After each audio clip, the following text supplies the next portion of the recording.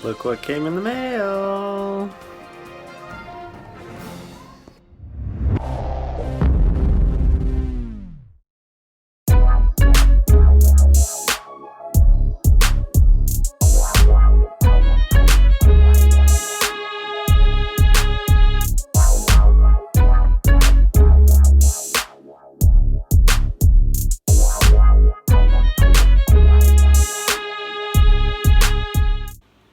What's up guys, Jason here. Today we're going to be doing an unboxing of my brand new pair of Adidas shoes. But before we even open this box, be sure to hit that thumbs up button, hit the subscribe button, and join me for all the upcoming videos. So today we're going to be unboxing my brand new pair of Adidas shoes. So I've waited probably a year or two for this particular pair of shoes. I've been an Adidas guy ever since they brought out the Boost midsole back in 2014.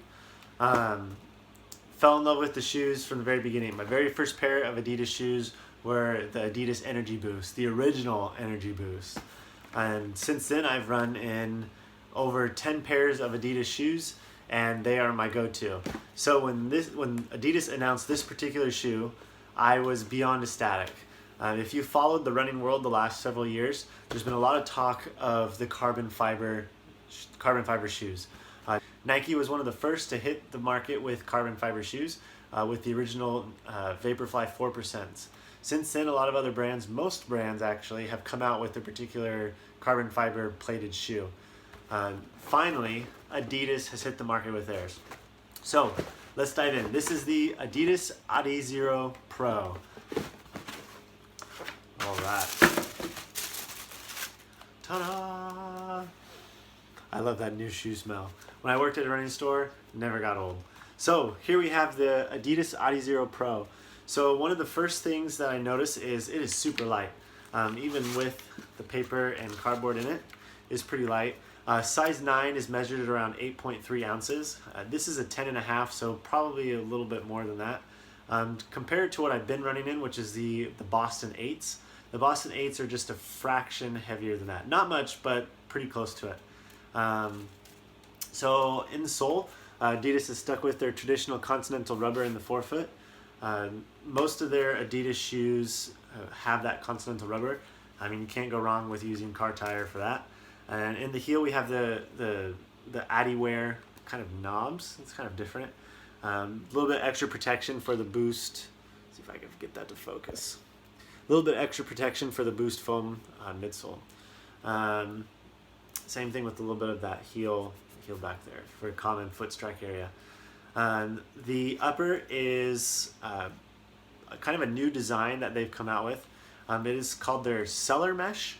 Their Cellar Mesh is their thinnest and lightest upper that they've had in shoes so far. And just by first feel, it is very, very thin.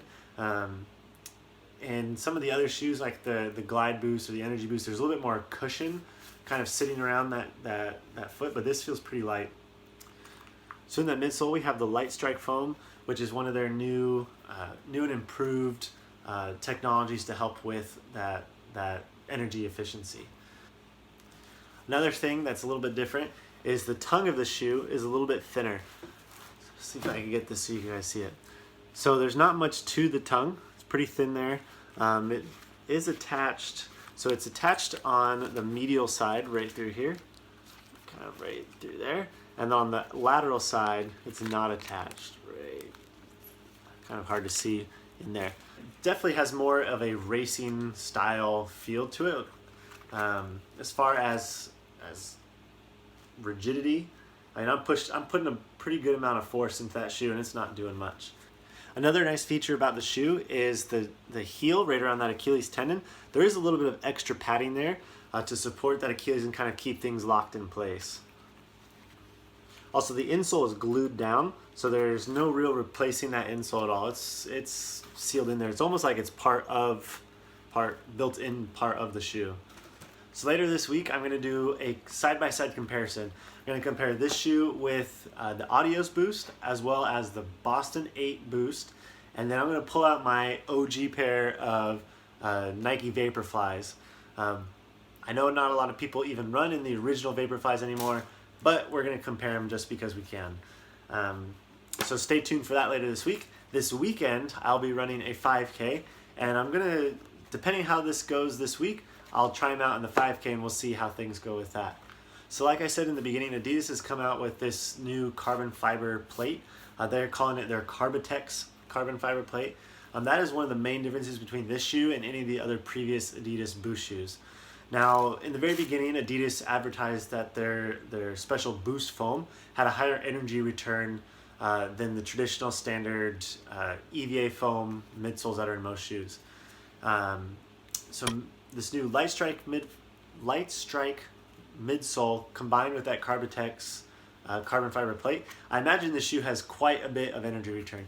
It'd be interesting to see how it feels compared to some of the Nike models, particularly the Alpha Fly and Next Percents, etc. But all in all, I'm very excited about this shoe. I have a feeling that this shoe will be very similar to what I've been running in, and that's what I'm most excited for because I love Adidas and I love how it fits on my feet. So I'm super excited about this shoe.